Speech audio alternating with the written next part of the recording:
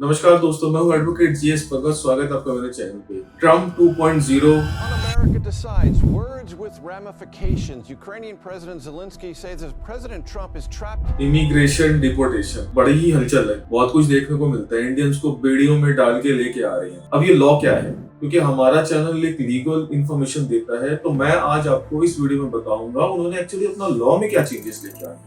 बहुत ज्यादा डिटेल में नहीं जाएंगे, थोड़ा थोड़ा बताएंगे ताकि आपको पता चले मेजर चेंजेस उन्होंने लॉ में क्या लेके आए हैं, जिसकी वजह से उन्होंने ये डिपोर्टेशन स्टार्ट किया है। शुरू करते हैं इस वीडियो को, एंड वीडियो को पूरे एंड तक देखिएगा समझने के लिए क्या हुआ है।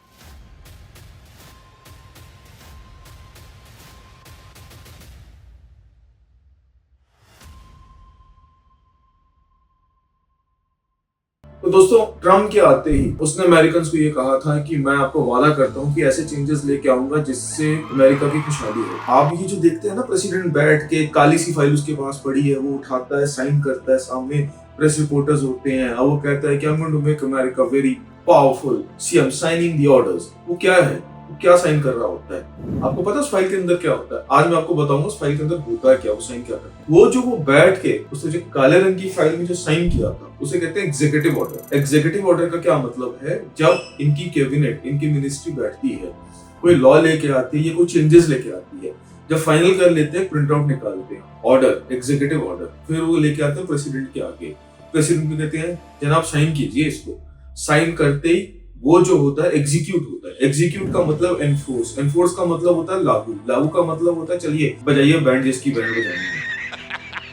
तो ट्रम्प ने किया क्या? एग्जीक्यूटिव ऑर्डर 14159, सीरियल नंबर 14159, इनकी वेबसाइट पे जाएंगे तो दिख जाएगा। ये एग्जीक्यूटिव ऑर्डर साइन किया है लोगों के सामने, कैमरा के सामने, दुनिया के सामने, कि जितने भी इलीगल इमिग्रेंट्स उनको इस देश से निकालो। अब वो जो एग्जीक्यूटिव ऑर्डर साइन किया है उसमें था क्या, उसमें उन्होंने क्या मेजर चेंजेस किए? सबसे पहले उन्होंने एक नया एक्ट लेके आए हैं, Laken Riley act, LAKEN sorry sorry sorry sorry sorry RILEY act, जाके देख सकते हैं, लैकेन रिले एक्ट। अब ये जो नया एक्ट आया है यूएस में, ये क्या कहता है? लैकेन रिले एक्ट ये कहता है कि कोई भी अनडॉक्यूमेंट इमिग्रेंट है उस पर स्ट्रिक्ट एक्शन लिया जाए, उसकी स्क्रूटनी की जाए। स्क्रूटनी के बाद कोई भी कमी पेशी मिलती है, कुछ नहीं सुनना, उठाओ और डिपोर्ट करो। अब चेरी ऑन द टॉप, उसने ये भी एक्ट में दे दिया है, अगर कोई अनडॉक्यूमेंटेड इमिग्रेंट है और ऊपर से क्राइम भी कर चुका है, क्राइम किस तरीके का, कोई चोरी की है, शराब पी के कोई गाड़ी चलाई है, कोई मारपीट की है, कोई भी किस्म का क्रिमिनल ऑफेंस है, तो उसकी तो सुननी ही नहीं है। डॉक्यूमेंट में कोई कमी पेशी दिखे और क्रिमिनल एक्ट निकल आया, मौका भी नहीं देना है उसको कि वो उसको ठीक कर सके, उठाओ और डिपोर्ट कर दो। अब देखिए, इंडियंस के साथ थेफ्ट और इन चीजों का थोड़ा इशू कम होगा, क्योंकि इंडियंस वहां पे क्राइम नहीं करते हैं। क्राइम मैक्सिकन्स, ब्राजीलियंस, वो लोग ज्यादा करते हैं। इंडियंस क्या है, डंकी से जाए, कहीं से भी जाए, उनका मेन मकसद होता है पैसा कमाना। इंडियन इकोनॉमी की वैसे बैंड बजी हुई है, तो उनका मेन मकसद है यही कि यहाँ जो हम 10-20 हजार रुपए कमा रहे हैं, वहाँ 1 लाख 2 लाख कमा लेंगे, साल में 12-15-20 लाख कमा के घर में भेज देंगे, तो थोड़ा और डेवलपमेंट हो जाएगी। तो क्राइम में नहीं होते ज्यादातर, लेकिन क्योंकि ये लॉ है और क्राइम भी हो चुका है, तो फिर आप फंस गए, फिर तो आपको वो भेजेगा ही भेजेगा, उसमें कुछ नहीं है। लैकेन रिले एक्ट लेके आया है। अब लैकेन रिले एक्ट के अलावा वो उसमें एक और चेंजेस किया गया। अब ऐप बेस्ड एसाइलम बंद कर दिया है और नेशनल इमरजेंसी डिक्लेयर की है। दोस्तों, नेशनल इमरजेंसी बहुत बड़ी बात है ये। पहले क्या होता था, सॉफ्टवेयर बेस्ड एसाइलम प्रोसेसिंग हो सकती थी यूएस में। एसाइलम का मतलब होता है अगर आपको खतरा है तो आप जाके कह सकते हो मुझे अपने देश में खतरा है जहां मैं रह रहा हूँ और मैं आपके देश में पनाह चाहता हूँ। लेकिन अब उसने कहा सॉफ्टवेयर बेस्ड असाइलम नहीं हो और नेशनल इमरजेंसी डिक्लेयर कर दी है। नेशनल इमरजेंसी का मतलब बॉर्डर्स में मिलिट्री दे दी है पूरी। अब असाइलम के लिए प्रोसेस पूरा चेंज कर दिया। अब इसका इफेक्ट क्या है? अब उसमें उसने ये भी कह दिया है कि जितने भी स्टेट गवर्नमेंट की लॉ एनफोर्समेंट एजेंसीज हैं या ऑफिसर्स हैं, उनको पावर दे दी है एक्स्ट्रा कि जितने भी अनलॉफुल इमिग्रेंट्स हैं उनको उठाओ और डिपोर्टेशन के लिए डाल दो। होता क्या है, यूएस में 2 लॉ होते हैं, स्टेट लॉ, फेडरल लॉ। जैसे इंडिया में है स्टेट और सेंट्रल, वो सेंट्रल को फेडरल कहते हैं। अब वहां पे जैसे यहाँ पे भी अगर आपको कोई सेंट्रल लॉ का कुछ एनफोर्समेंट करनी है तो आपको सेंट्रल गवर्नमेंट की एजेंसी परमिशन लेनी होती है। वहां पे भी अगर स्टेट के ऑफिसर ने कुछ फेडरल की लॉ एनफोर्स करना तो फेडरल का परमिशन लेनी होती है। उसने परमिशन दे दी, एम्पावर कर दिया, मेरे पास मत आना परमिशन के लिए, मैं तुम्हें पावर दे रहा हूँ, उठाओ इनको निकालो देश से बाहर। तो अब सिचुएशन इतनी आसान नहीं रह गई है वो क्या हम इंडिया में बैठे हमें पता नहीं चलता, वहां जाइए बहुत हलचल है। सबसे बड़ी हलचल क्या है, सपोज कीजिए कोई इलीगल इमिग्रेंट गया, वहां पे रह रहा था 1 साल 2 साल 3 साल से। एग्जाम्पल लेते हैं, टैक्सी ड्राइवर का, एक रेंट पे रह रहा था, उसने कहीं से पैसे जुगाड़ किए, पहले 1 साल काम किया, पैसे जोड़े, थोड़े बहुत घर पे भेजे और उठा के टैक्सी ले ली। टैक्सी लेने के बाद वो वहां पे टैक्सी चला रहा है, वहां से पैसे जोड़ रहा है। उसने कुछ खरीद भी लिया, वहां पे सामान खरीदा, कुछ खरीदा, उसने अपने कुछ बैंक में पैसे भी रखे हुए हैं, कुछ घर पे भेज दिए। उसके घर पे रेड पड़ी, डॉक्यूमेंट्स देखे गए, डॉक्यूमेंट्स पूरे नहीं थे। वहां के ऑफिसर सेटिस्फाई हो गया कि ये इलीगल इमिग्रेंट है, उठा के उसने डिपोटेशन कैंप में डाल दिया उसको। अब उस बेचारे का जो गाड़ी है या घर है या जो असेट्स हैं, उसका क्या होगा?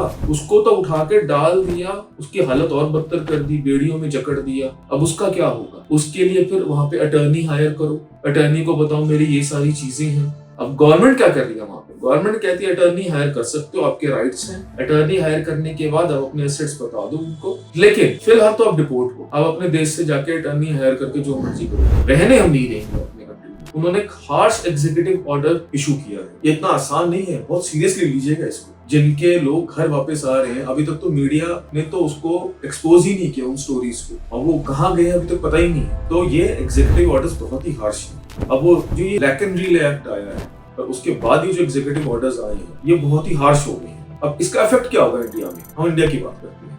ये जो इलीगल इमिग्रेंट्स हैं, इनको जो वापस भेज रहे हैं, एक तो ये रिस्पेक्टेबल मैनर से आ नहीं रहे, ह्यूमिलेट होके आ रहे हैं। अब ये ह्यूमिलेट होके आ रहे हैं, अब इनको यहाँ पे एक तो इनके पैसे गए 50 लाख 1 करोड़ जिसकी जो बयान होगी, उनके बाद इनको यहाँ जॉब नहीं है, यहाँ से फिर जॉब ढूंढो, लाइफ इनकी फिर एक तरीके की बहुत बुरा हाल हो जाएगा। अब वहां पे जो असेट्स बने थे वो वहीं रह गए, सारी मेहनत बर्बाद। अब एक और साइड इफेक्ट है, जिनको H1B वीजा चाहिए था, जो वर्क प्रोफाइल से जाते हैं, उनकी स्क्रूटनी और स्ट्रॉन्ग कर दी है। 75% H1B वीजा पे है। अब उनके डॉक्यूमेंट्स को और स्ट्रिक्टली चेक किया जाता है, स्क्रूटनी और तेज कर दी है, प्रॉपरली चेक किया जाता है, तभी वो अलाउ किया जाता है। अब वो तो डिपोर्ट हो रहे हैं, तो यहाँ से जाने वाले हैं प्रॉपरली वर्क प्रोफाइल से, उनको और रिगरस कर दिया है और हार्शली देख रहे हैं, सेटिस्फाई हो रहे हैं, तभी वो वीजा अलाउ कर रहे हैं। तो ये जो लैकन रिले एक्ट है और ये सॉफ्टवेयर बेस्ड असाइलम कैंसिल कर दिया है और ये एग्जीक्यूटिव ऑर्डर साइन किया है, इसीलिए सारा हलचल किया। तो बेसिकली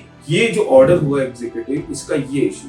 देखिए हैरानगी की बात क्या है कि उन्होंने अपनी इकोनॉमी में क्या इफेक्ट पड़ेगा उसको केयर ही नहीं किया। जैसे लेबर इशू उनको भी आएगा, जितनी इंडिया से जाती हुई लेबर और बाकी सस्ती है वहां पे, और कोई लेबर सस्ती नहीं है, लेकिन उनको फर्क नहीं पड़ता। उन्होंने कहा हम झेल लेंगे। उनकी इकोनॉमी में भी फर्क पड़ेगा, क्योंकि वहां यहाँ की जो गए हुए लोग हैं वो ज्यादा सस्ते में काम करते हैं, उनको फर्क नहीं पड़ा, कहते हम देख लेंगे। उन्होंने इन चीजों की परवाह ही नहीं की। उन्होंने एक ही बात कही, हमें इलीगल इमिग्रेंट्स चाहिए ही नहीं। सोचिए, फर्ज कीजिए अगर ये वाइसी वर्सा सिचुएशन होती कि इंडिया ने ऐसी कोई पॉलिसी अपनाई होती और वो अमेरिकन को भेज रही होती बेड़ियों में जकड़ के, क्या पॉसिबल था? क्या इंडिया अमेरिकन को बेड़ियों में जकड़ के भेज सकता था वापस? बिल्कुल भी ना भेजा। लॉ अगर अलाउ हो जाता तब भी नहीं भेज सकता था। ट्रम्प ऐसा करने ही नहीं देता। शर्म की बात तो है ये, लेकिन उन्होंने अपने कंट्री में एक लॉ पास किया है। अब ये जो act CPV based asylum software जो है उसको कैंसिल करके और एग्जीक्यूटिव ऑर्डर साइन करके ये सारा खेल किया है। आगे देखिए और क्या होता है और क्या हलचल आती है। फिलहाल तो डिपोर्टेशन और टैरिफ एक बहुत बड़ा इशू बना पड़ा है यूएस से, जो इंडिया पे बहुत बड़ा असर कर रहा है, करना स्टार्ट कर दिया है, स्टॉक मार्केट्स को हिला दिया है। ये भी हो सकता है कि आगे चल के यूएस H1B वीजा की पॉलिसीज को, लॉज को और रीडिफाइन करे, डिपोर्टेशन को लेके और रीडिफाइन करे। और जो स्टूडेंट्स और जो वर्क परमिट पे जाना चाहते हैं, मेरी उनसे ये रिक्वेस्ट होगी कि एक प्रॉपर लीगल एडवाइस लेकर डॉक्यूमेंट्स को पूरे करके ही जाएं, ताकि मिडवे में कोई प्रॉब्लम ना आ जाए। यूएस बहुत स्ट्रिक्ट हो गया है, बहुत हार्श हो चुका है, तो उन चीजों का ख्याल रखिए। अगर आप अभी जाना चाहते हैं तो प्रॉपरली चैनलाइज वे में, डॉक्यूमेंटेड वे में प्रॉपर जाइएगा, अदरवाइज इश्यूज खड़े, बहुत हाई चांसेस है इशू खड़े होने के लिए, और चीजों को स्ट्रीमलाइन करके जाइए। और फर्दर हमारे चैनल को लाइक कीजिए, सब्सक्राइब कीजिए, और कोई इन्फॉर्मेशन चाहिए तो हमें कांटेक्ट कर सकते हैं। नमस्कार।